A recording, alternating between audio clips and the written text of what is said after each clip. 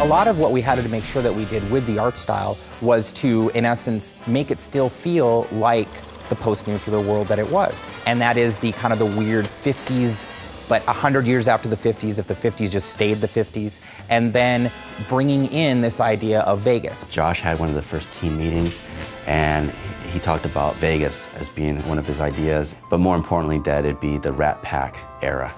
And when he said that, then I was just joyous, because it's just great aesthetics at that time. When we started the game, there were a few things aesthetically that we knew we wanted to do. We wanted to make sure that the architectural style of homes, and as well as the casinos, either reflected 50s style from the Vegas era, or it reflected an even earlier time, more like the settlers of the West.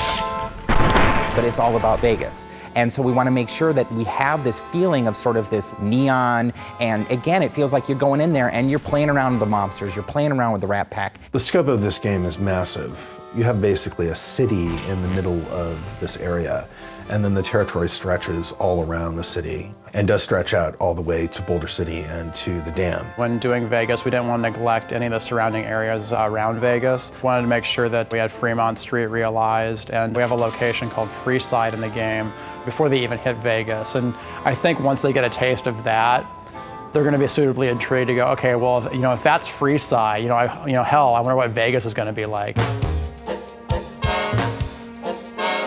The Vegas that we were representing was really classic Vegas. This is something that dovetails nicely with the general aesthetic of the Fallout series as a whole. Everything to do with the Strip is a big artistic playground. One of the strengths we saw about being able to use Vegas as a location is because all those casinos have their own individual themes. It's like a big amusement park the size of a city.